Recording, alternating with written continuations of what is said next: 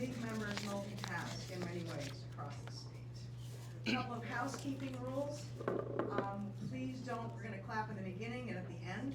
The point of this exercise is to get as many questions from the folks answered as possible, and cheering and all of that stuff is lovely, but not tonight in this room.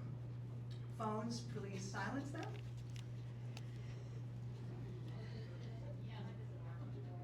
And we have, Mr. Hwang and Ms. Vitale have drawn straws, as it were, and we will be rotating questions back and forth.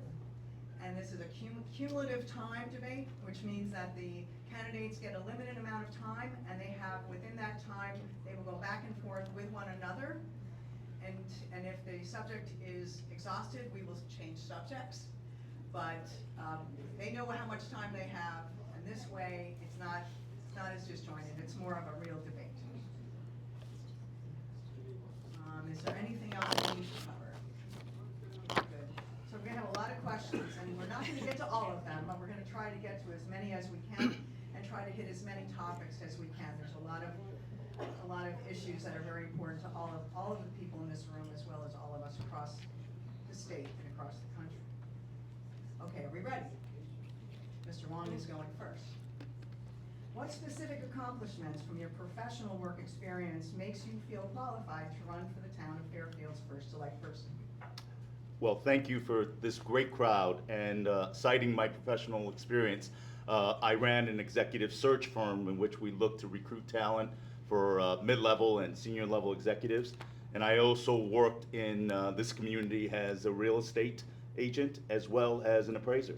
So real estate valuation and understanding the marketplace is essentially critical. And reevaluation has been a point of real concern based upon my experience, as well as the concern in regards to our staffing capabilities within Town Hall, both of which falls right into the area of expertise that I've worked in my career. Thank you. Hi, everybody. Thanks for coming out. Oh. Hi, everyone. Thanks for coming out. Thank you to the League for hosting us all. My professional background is in management consulting. I work for a small startup management consulting firm right out of college. We focused on association management, so I was the administrator for a number of non-for-profit associations. This really gave me an opportunity to do strategic planning, budgeting, and really bringing people together, maximizing connections, using communications to bring people together, which is imperative in town government.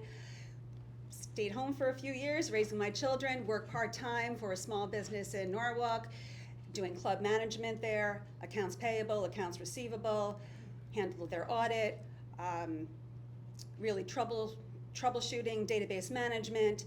And this experience being both working for a startup, which did management consulting for large corporations, as well as working in a small business environment, has given me a broad view of what it takes to work in all aspects of a community.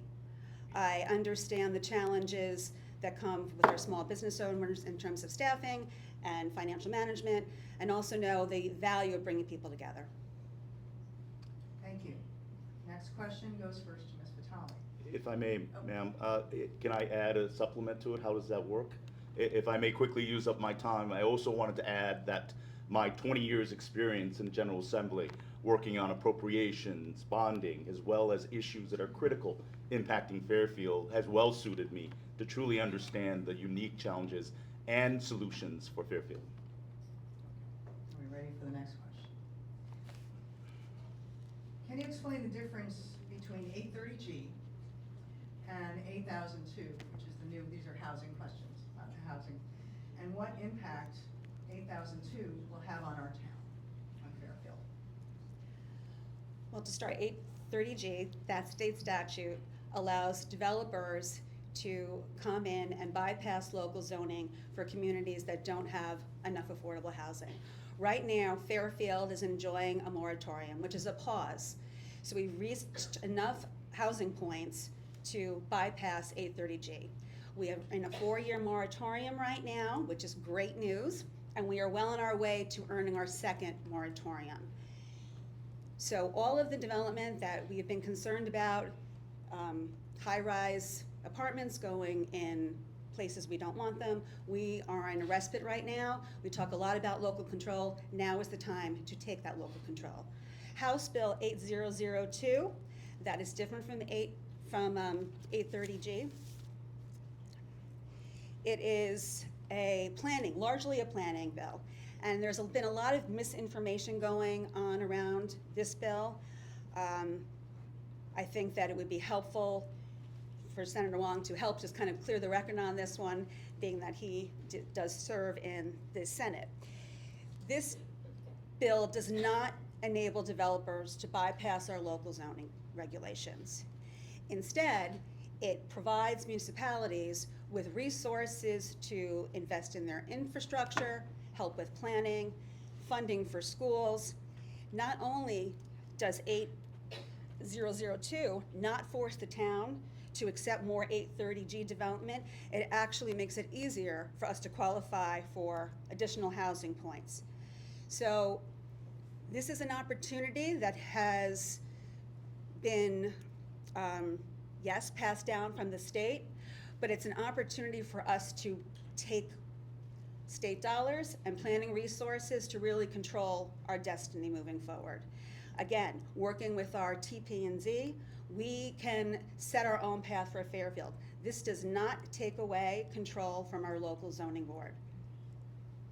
Mr. Hwang? Thank you. The difference in 830G is Connecticut General Statute 8-30G, which addresses affordable housing. It was enacted over 30 plus years ago by a blue ribbon panel that had a very, very noble idea of affordable housing. But over 30 years have passed and it has not addressed the issue. But it still is a critical impact on our community. I think one of the critical factors for me running for First Selectperson is the fact that I want to keep Fairfield a town where people are engaged and not a city where high-rise density infrastructure impact has irreparably changed our community. That being said, 8002 is a planning and development bill, as mentioned, but it is nothing but enabling language has been presented, but rather a one-size-fits-all mandate from the state. There's many talk about an opt-in that gives us more local control. Here's the reality. The Office of Policy and Management, which is the governor's office in budgetary, will make a decision on what kind of necessary mandatory housing we need to have. The regional councils of government will work in that regard and give a number to Fairfield. We have an opportunity to opt in. And should you opt out as a town, the penalties are you will get reduced infrastructure funding, you will get reduced education funding, and your moratorium that we take so much pride in Fairfield will not be considered eligible moving forward. To me, that's not an opt-out. It is a punishment that if you don't follow the rule of the mandate that's set by the state of Connecticut on our local zoning and governing bodies, it is a one-size-fits-all from the state mandate. And one of the solutions I'll offer, because it is now law, I will have the experience to be able to work with our COGS, work with OPM, to be able to address the issues and have Fairfield's voice in that conversation. It is a critical issue. It is really a fundamental basis. Does Fairfield remain a town, or does it become a high-density city? Anything further, Mr. Vitale? Again, this is legislation that is largely enables towns to plan on their terms. It is a carrot by the state. If you choose not to use the state resources, you are not penalized. You keep the status quo. I think that we should use whatever resources we can, especially if they are monetary, in order to move Fairfield forward. We know that we need more diversified housing. TP&Z right now, the body that is responsible for moving this forward, are having planning meetings monthly. I encourage the public to get involved and find out for yourself. This is a complex bill. Learn more. And I encourage you to reach out to your other state reps. If I may add, I'll offer a chart that says here that 830G is alive and well. Even though there is a, quote, a moratorium, we have projects that have been proposed, that have been on appeal, that amounts to over 1,243 units. And then we have, before the close of the moratorium, 15 projects that are being considered by the Planning and Zoning Board that impacts our community. So for those that said the moratorium is a way to move forward, we still have 15 communities that will face the devastating impact of 830G, combined now with the fact of 8002, which I truly believe is a one-size-fits-all mandate on our community and our ability to grow and to build affordable and diverse housing on our own basis, collaborating with all the parties and not be dictated by state government and one-size-fits-all governing. Thank you. Are we ready for the next question?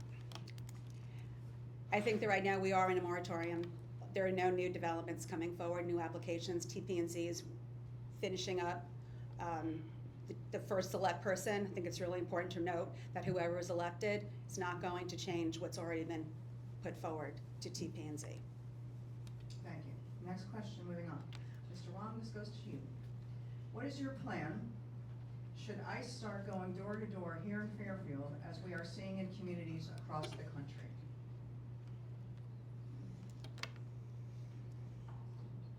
Can you repeat that question again and what the goal is? Sure. What is your plan to keep our residents safe should ICE start going door to door in Fairfield as we are seeing in communities across the country? Well, I can speak as an immigrant that immigrated and been grateful to be an American. But I'm also a minority that is fully conscious of the trials and tribulations and the fear that may impact communities of differences. I know from my father, who was a first-generation immigrant, and when he worked in a restaurant business, that there was always the fear of being singled out, being targeted. So I will reassure anyone and everyone in this state, one as a state senator and also one as a resident of the state of Connecticut, that no one's personal civil liberties will ever be violated, and law and order needs to be respecting the civil protections of people in this country and in this state and in this town and in each residence. Thank you. Ms. Vitale. Connecticut has a trust act. I would hope that that would not be happening. I would be standing with those residents, standing up for their civil liberties. What's happening right now in our country is scary for all of us, regardless if you're a minority or not. Struggle with what the next steps are. I fear for our community. I fear for our police department and law officials that might have to be faced with situations that they're really not prepared for. We are going to follow the law. Connecticut has laws in place right now to protect our immigrants, and I stand by those laws. And right now, it is absolutely atrocious that the federal government is threatening to cut off federal funding to states that are just protecting their residents. Thank you. If I may, I think we both agree in regards to ICE and immigration concerns, but I also must put in a caveat that needs to be balanced with understanding that law and order and public safety needs to be balanced with the rights and the values that we both supported. That being said, I think the real concern in regards to the police accountability impact and as well as resources provided to our law enforcement is something critical, and that's something that I'm deeply committed to. Having gotten the support and recognition from state law enforcement officials, public safety, law enforcement needs to be balanced with a sense of humanity, with a sense of respect for the individual, and I think it's a delicate act, but I think that is, and I do believe, that is part of what the leadership of the town needs to dictate. We need to stand out in front and create that kind of vision to say that everyone should be protected, either based on religion, ethnicity, immigration status, but at the same time, the regular citizens of this town needs to also understand that they are protected under the law as well, and we cannot have lawlessness in our communities. Thank you. Next question. This one goes to you, Ms. Vitale. What should the town do to increase commercial development and attract new businesses while still maintaining the town's character and open space? We have a 10-year plan of conservation development right now, which the TPZ will be moving forward. As first select person, I think it's vital to engage all town boards in working on, because we all play a part in making Fairfield as a desirable place to do business. I think supporting our downtown, which means supporting our infrastructure, making sure that we have those tools in place for new businesses to come, but also to support our existing businesses. There's not a lot of space left in town for commercial development, so it is vital that we give our existing businesses, small businesses are the backbone of this community, the resources they need. We have a Department of Community and Economic Development. They are constantly reaching out to developers and new businesses, welcoming them to come to Fairfield. We've got an Economic Development Commission, group of residents that are skilled in these areas who are bringing their vision to the table. We don't have a lot of space to bring large corporations, so it's really putting the resources in supporting our existing small businesses and creating new opportunities, and having a downtown that is welcoming and vibrant and keeps Fairfield a desirable place to be. Thank you. Mr. Hwang. Economic development is crucial to ease the tax burden on the private property and the residents of this town. One of the biggest reasons for me to run is to be the chief executive officer, to be a leader, to be able to advocate on behalf of this town's unique treasures, unique attractions to Fortune 1000 entrepreneurial companies. As the co-chair in the Bioscience Caucus, we can lead in bioscience technology, in understanding digital technology, cybersecurity, and digital technology is at the forefront. Fairfield can be a leader in that area. One of the first things I will do, I will convene an economic roundtable of professionals of the highest caliber that live in our town. We need to tap their resources. Bob Cento, Bill Ravis, the two universities that are the bedrock of academic learning and workforce development in our community. We need to be able to build that out and go out and compete. Not just say, we're happy to have you here. How can we compete, not only within Connecticut, but within this country, to be able to bring the best and the brightest? Because when we create an economic engine, we create a tax base that do not place the burden on personal property, but even more importantly, we revitalize the spirit and the energy of what Fairfield's always been known for, and that is we are the light of this community. We are the light that brings forth innovation and success. That's what I envision as an economic development. It is not simply just wonderful little stores. They're important, but we need to have the vision to compete on an international basis because we are that special. I believe in it, and as chief executive, I will be the biggest advocate, the biggest marketer to bring forth business and success into Fairfield. Thank you. Anything further? It is not just our small mom and pop stores that are small businesses in Fairfield. We have a growing entrepreneurial base here. We have the resources, as Senator Hwang said, in our universities that we can maximize. But I think that we need to be realistic in terms of just space for these new businesses to come and having the other things that go with bringing large corporations to a municipality. Housing is one of them. Right now, we have heard that businesses aren't coming to Connecticut because there's not workforce housing. So as we have these discussions about economic development, housing needs to be part of that conversation. And I'm not talking about high-rise, 5-story apartment buildings. I'm talking about mixed-use developments where there could be a business on one floor and residential on another. I think that we need to realize that we've got aging infrastructure. We need to make the investment and maximize the resources we have. And I said at the last debate, if Senator Hwang, if you have those connections right now with a Fortune 100 company that wants to come to Fairfield, you are a state senator, sign them up and bring them here. I don't know why they're not here already. If you have those connections, please bring them. If I may. I serve as a state senator and something I'm very proud of. But the chief executive of the town of Fairfield is your visionary leader. You or I will set the agenda to look face to face with senior level executives to bring them on board. I am always happy to support as a state delegation. It is one of the reasons I am making this transition. I want to bring forth a vision and leadership that'll bring forth on that.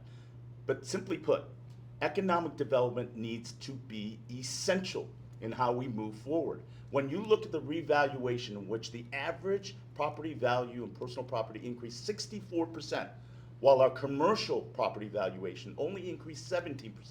That disproportionate ratio will impact taxpayers in this town. Without an extra dollar of spending, that change in valuation and the drop in commercial value will increase 6 to 8% without a single additional dollar of budgeting spending moving forward. That is an impact that we cannot place on people that are struggling already in this town on affordability, fixed income, young families. It is critical important for us to have economic development. We had years to recognize the decline. GE left this town 10 years ago. We should have recognized that there's a retrenchment to be able to move forward. I've tried my best up in Hartford, but it is a Democratic majority up in Hartford. That being said, I want to applaud Governor Lamont for some of the initiatives he's undertaken. But I rebut back to say, this is what the chief executive of the town of Fairfield needs to do. If you need to go to Georgia, if you need to go to Florida to look at those companies, executives eye to eye and say, come to Fairfield, this is why you want to be in Fairfield. And for me, that is the role of the chief executive. And I'm more than happy to help and support. But at the end of the day, it is the visionary leadership that we need to create an environment in Connecticut and in Fairfield to move forward. I absolutely agree. As serving as the first select person, working with our economic development department, we are going out and we're making those connections in Connecticut and looking beyond. Only 4.5% of land use is zoned for commercial use. So we need to keep that into consideration, space for this development. And vacancy rate right now for office space is low, it's among the lowest in Fairfield County. So businesses are coming here. It's not that our business community is not thriving and that we're not bringing new businesses to Fairfield each and every year. I think we had close to 70 ribbon cuttings for new businesses in Fairfield this year. The revaluation, the residential is just growing at a higher rate. It's a desirable place to live. That is what is driving the residential. Absolutely agree. We're gonna keep on building our commercial base. And I know it's the elephant in the room, but apartment buildings, they add to the tax base. Now, we don't want them, we don't want ugly ones, we don't want them in the wrong places, but they are bringing tax revenue to Fairfield. They have some of these developments around Metro Station has filled the gap of the tax revenue that we lost when GE left.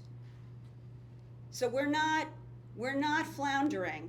Yes, commercial needs is not keeping pace with residential, but make no mistake, we have got lots of very talented people in this community that are doing very hard work to support our local businesses and grow our economy.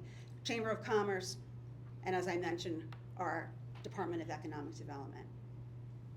Okay, we're gonna move on. Next question starts with you, Mr. Hwang. Each of you support excellence for our Fairfield Public Schools. What will you do to ensure that Fairfield Public School has the resources it needs to follow special education national standards and recognize best practices? Education is foundational to anyone's success. It is foundational to my public service. We did that for our children, and I'm grateful for both of them being here today. And it's unique because it is an issue and it is a cost that constitutes nearly 70% of the town of Fairfield's overall budget. But that being said, we have also seen struggles. Post-COVID, we have seen mental health challenges due to overzealous protection. We have seen masking impact mental health as well as learning loss in our communities. How do we make up for that? One of the critical parts is we need to support education. I will unequivocally support education, but I believe we need to find a better way. It is not always about putting money into the program. It's about inspiring students, motivating teachers, creating an environment that learning is not a one-time basis. It's a continual process. But that being said, education is one of the biggest cost factors. And I think we need to go with a fine-tooth comb, work with the superintendent, work with our boards of education, work with our board of finances, but also work with stakeholders to find out how we can maximize every single dollar. And that brings forth an excellence that we can take pride in. Education is fundamental. It is one of the critical factors of why we chose to live in Fairfield. It has to be one of the critical foundations for us to move forward in excellence. Ms. Vitale. Served on the Board of Education for 6 years, chaired the board for 4 years during the pandemic. Not going to dismiss the challenges that time period rose for all of us. Thankfully, due to the diligence of our teachers, our students are moving forward and seeing success. I think we had 7, top-tier schools recognized by the state of Connecticut this year. The education budget, understandably, is concerning in that it's 60% of the town budget. And when we're looking at tax increases, we want to be responsible with that spending. I think it's important to recognize that when it comes to learning, teachers are at the heart of our children's experience, and they need to be compensated. Salaries, benefits, largest budget drivers of the education budget. Transportation's another. Healthcare costs. Cuts coming down from the federal level, not really helping. I have, having served on the Board of Education, have a unique skill set, I think, from other past First Select persons, and having a deep knowledge of what this budget entails. Where we can find cost savings, taking the deep dive, knowing what questions to ask, working with the superintendent, knowing what maybe can be put off for future years, advocating at the state level for education funding, looking for creative ways in terms of special education, seeing if we can find some regional resources for special ed, for specialized programming, working, I know the superintendent talked to you about this, about the cost of tuition for the outplacements and reimbursement rates. We need advocacy on the state level as well in terms of education funding. But strong support of our schools. Reason I got into this, was a PTA president for years, still passionate about it. Along with our small businesses, it's our public schools that keep our property values high and keep Fairfield a desirable place to live and keeps people coming here, which is good for business. If I may add, every child deserves an opportunity, and I've supported on a state level funding for special education funding that have been short. We looked at mental health. Another critical area we looked at is providing early childhood development programs, which are critical for dual career parents. But I think the most important part of education, in addition to all the points that we both agreed on, is we need to listen to the parents. We need to hear the parents who know their child best. I know for me, when we have parent-teacher conferences, we are engaged, we are active in our child's education and well-being. But when we go to the educators, we say, how can we help you instill a success and achievement in our children? We want to work together. But again, we can never discount the impact and the value of parental input in education as well. Thank you. Anything else? Absolutely agree. PTA president, Roger Ludlow Middle School, Fairfield Ludlow High School, Dwight PTA. PTA parents, get involved with your kids' education.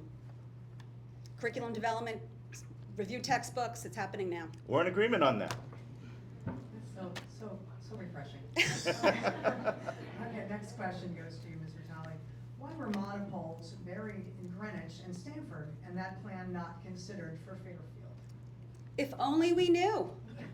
If only we knew. That has been the question that we have been asking UI for, it feels like, years now. I don't know. That's the question. And that's why we keep on fighting. I don't know the answer. I just think that UI probably doesn't want to spend the money to do it or doesn't have the expertise to do it. I don't know. One of the first things, when Bill Gerber and I were first running for office, we met with a group of concerned Southport residents who found UI in their backyard, didn't know what was going on, and Jen Leeper, state rep, sounded the alarm bells, and from that moment forward, we've been advocating against the monopole project for the construction of the monopoles on the south side of the tracks. When I took office as first select person, thought that we were in a good place. The siting council voted in June. Looked like the vote was going to go our way. September, They totally flipped it, and it looks like that they were going to be successful. We rallied the troops. I reached out to Mayor Ganem in Bridgeport, working with, our community partners, said we need to, Fairfield was coming out strong, but we need to get together and bring more voices to the table. So we did that, had a meeting, and Senator Hwang was there. We were all in town hall, brought UI in, didn't really go so well.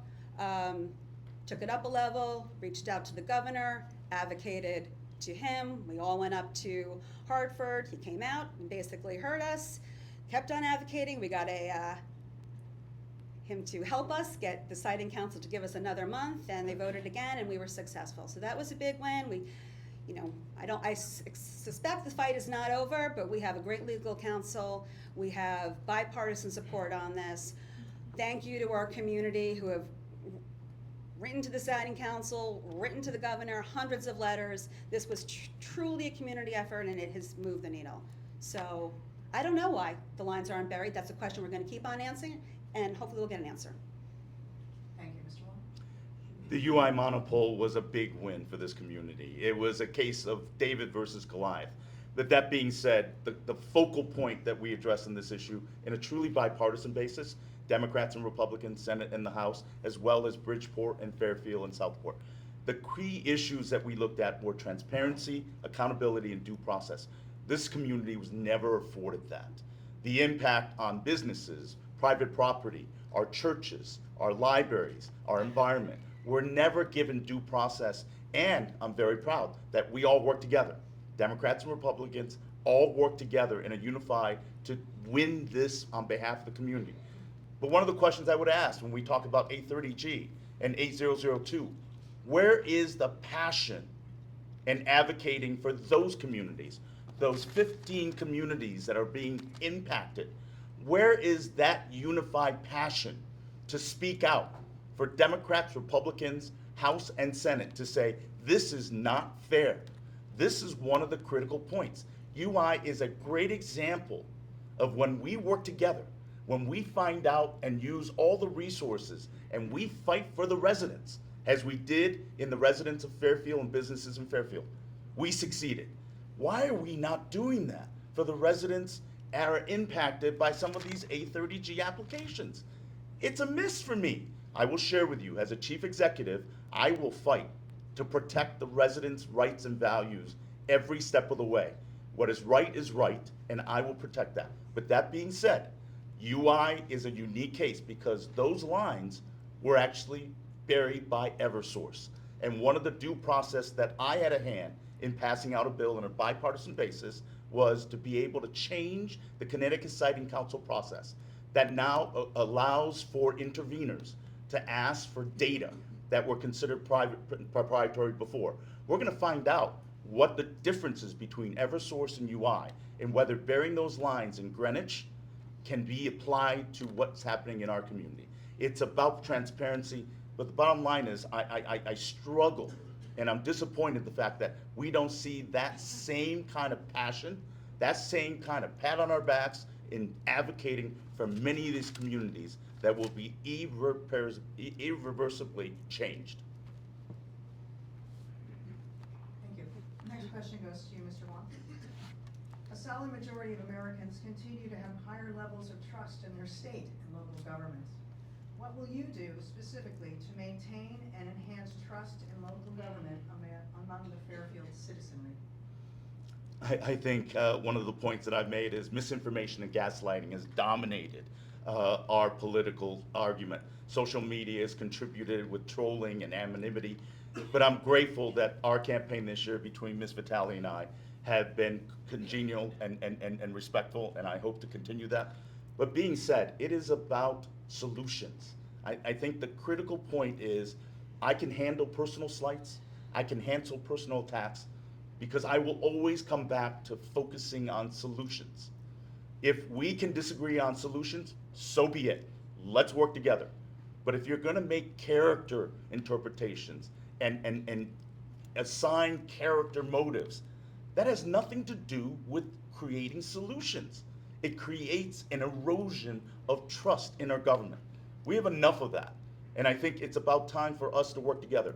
As a minority party member for over nearly 18 years in the General Assembly, I have learned to work in the minority. I have learned to work and pick and choose to be independent. I have been supported by the Independent Party. I've been supported by the Forward Party, which comprises of Andrew Yang on the Democrat and Christine Todd Whitman on the Republican. It is about independence based upon hard work, understanding the issue, and working towards solutions. So when we talk about rebuilding trust, we move away from slights and we address the issue at hand.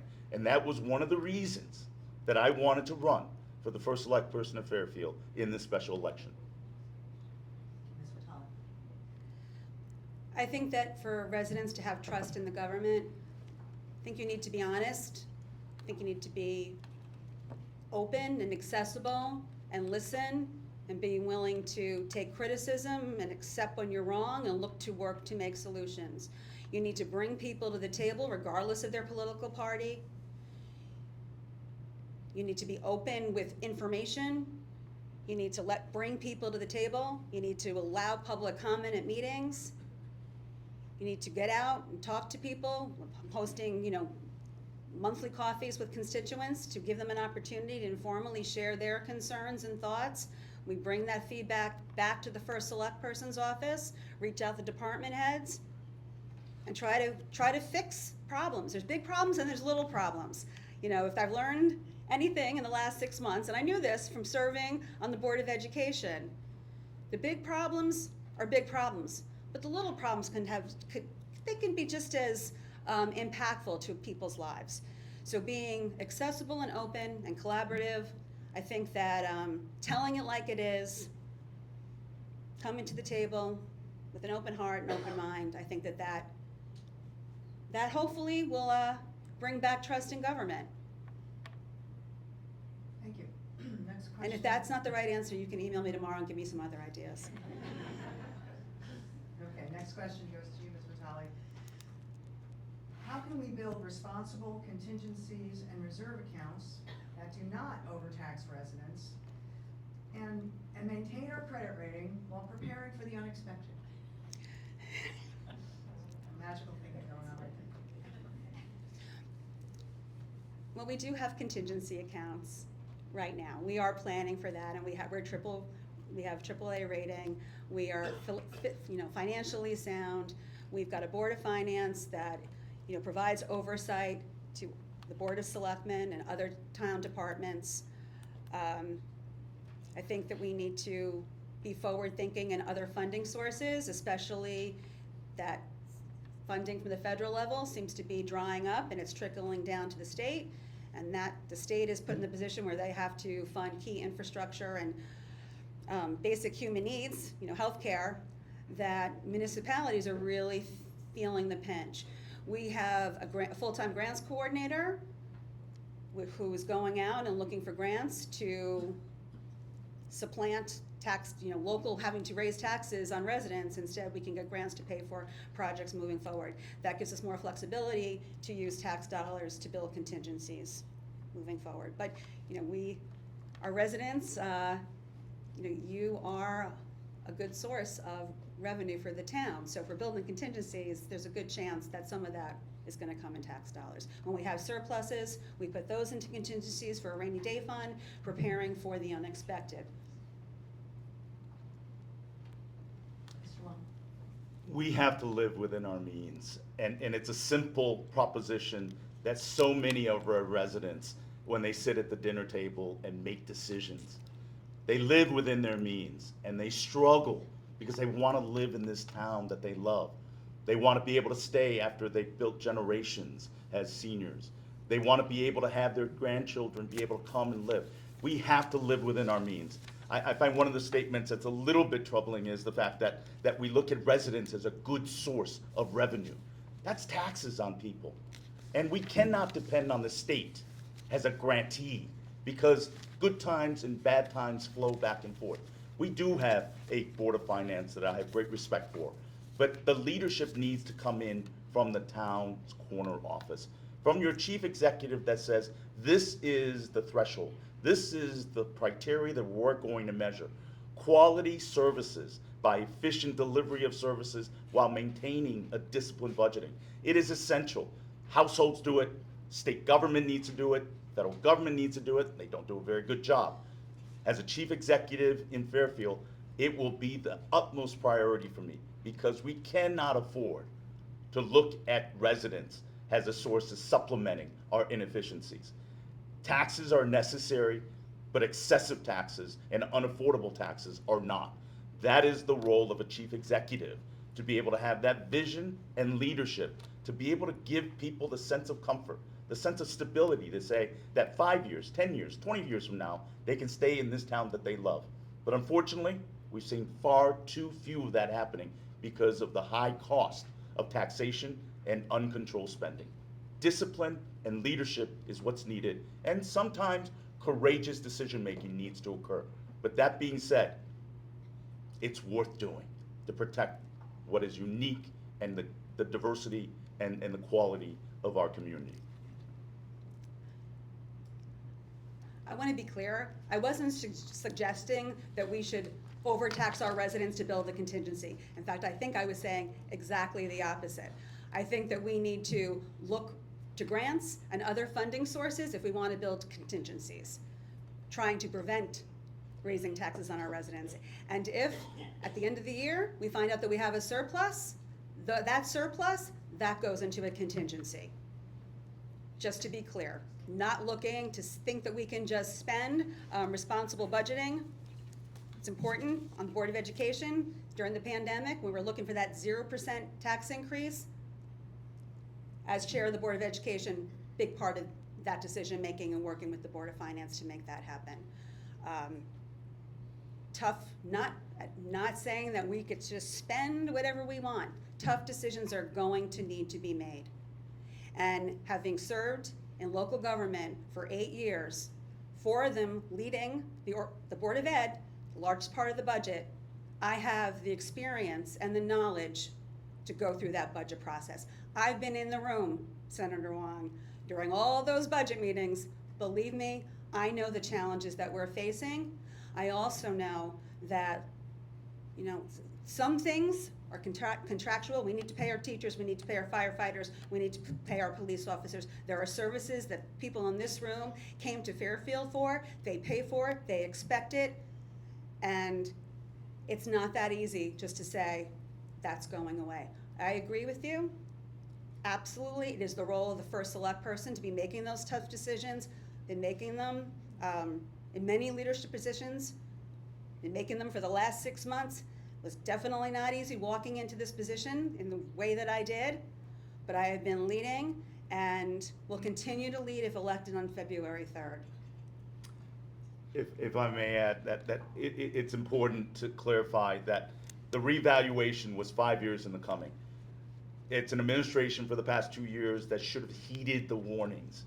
We should have been undertaking some of the initiatives. Economic development is critical. But that being said, let me be clear. Without a single dollar of additional spending, we are looking at a 6 to 8% tax increase on the residents of this town. We're looking beyond just simply understanding the budget. We need to have action, but understanding that these are critical decisions that need to be made. And if it's possible, I would very much love to see a budget before February 3rd so that we can get a sense of the vision, and I'd be happy to offer my perspective. The Board of Ed has offered their budget. It's open to review, and I'm reviewing right now. But if there's a possibility that there is a First Selectman's budget can come out before February 3rd for us to review what vision you have, I'm more than happy to contrast it. Well, being that the Board of Education budget takes up a large portion of the town budget, I will not be delivering a town budget until the Board of Education votes at the end of January. However, we are in the midst of having department head meetings right now and having these tough discussions. The department heads know perfectly well that there's going to be some things that they're not going to get this year. We're having discussions on what those things might be, prioritizing health, safety of our residents, those tools that we need to make sure that we're not skimping on the tools needed to grow our economy and economic development. Don't want to be, penny wise and pound foolish. Sometimes you need to make an investment to get a return on that investment. which is what I think that we're all hoping for, trying to minimize an increase in taxes. But again, the revaluation, that is state statute driven. Municipalities have to do it every 5 years. It was Fairfield's year. 33 municipalities are going through it right now in the state of Connecticut. This shift from commercial to residential happening in Westport, happening in Greenwich. It's not just a Fairfield problem. Fairfield County is desirable. People are coming here, and that's driving up our taxes, our home values. Okay, I think we're ready for closing Oops. statement. I think I still have, Still has a couple. how much time do I have, ma'am? 37 seconds. I think, We're all set. I applaud the work that needs to be done. It is hard work, and we need to do this as a community. But that being said, as a town resident, I look at the fact that the past 2 budgets have seen spending increases. We should have seen it coming. And to point out that other towns have had property valuation increases, they did not have a disproportionate drop in their commercial base. Again, this is the impact on personal property that we should have known. We should have anticipated. Economic development cannot be simply standing still. And I'm not saying we haven't done good work already, but we need to be visionary to be able to lead. Okay. Are we ready for? Hey, we met the closing time. statement? I'm so upset, I didn't get asked the Fairfield University students' right to party. Yeah. Fairfield residents. There'll be conversations about I that, really I'm sure. wanted to see that one. Okay, here we are, closing statements, Ms. Vitale, you may go first. I would like to thank the League of Women Voters for hosting this debate, thank the public for their participation, thank Senator Hwang for the lively discussion. For the past 6 months, I have been leading Fairfield as your first select person. I stepped into this role under the worst of circumstances when we lost our first selectman and my friend Bill Gerber. I'm asking for your support in this special election so we can build upon what Bill and I started together. While Tony has been up in Hartford, I have been busy leading here in Fairfield. As chair of the Board of Education, as a select person, and now as your first select person. I have years of experience going through the budget process, working with town boards and departments, and engaging the public. I know what the issues are, big and small, and have a proven track record of bringing people together to get things done. Together, we have accomplished a lot in 6 months. We've revised our charter. We stopped the UI monopole project in Sale of Aquarian. We are building a new school at Dwight and an adaptive recreation center. We secured grant funding and are working with our police and fire departments to make our streets safer for all. We partnered with Fairfield University to keep SantaCon a fun but private event. We have implemented new policies and procedures to safeguard tax dollars. We are on our way to achieving a second moratorium on new 830G development. We are taking action on a 10-year plan to diversify our housing stock, strengthen our commercial base, and grow our local economy. We aren't just talking about local control, we have been taking local control. My husband and I moved to Fairfield 30 years ago with the hopes of starting our family. We have raised 3 children here, all graduates of the Fairfield Public Schools.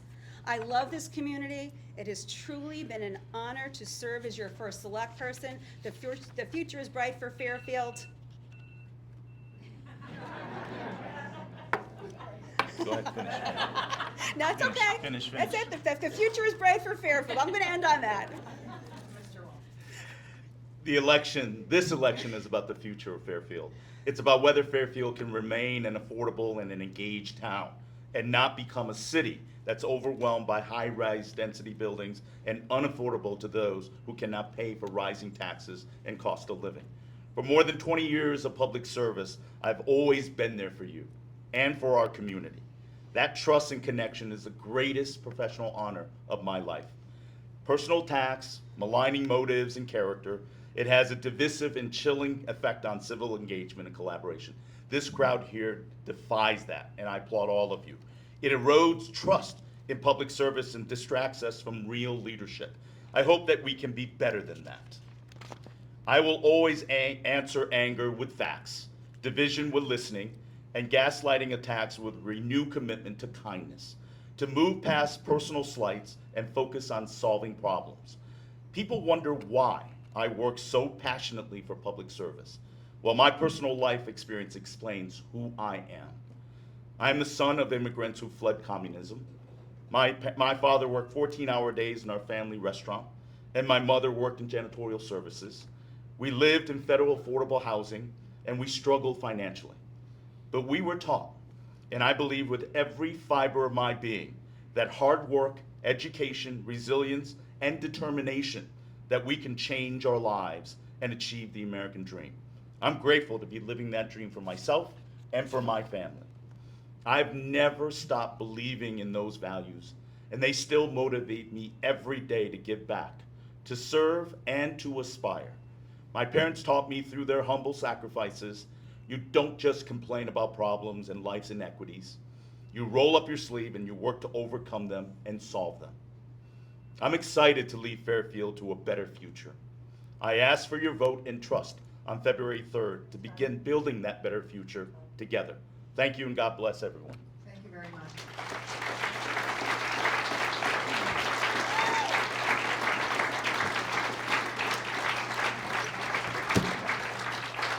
I want to thank the candidates for coming tonight and stepping up for public service. It's a noble ideal that we should all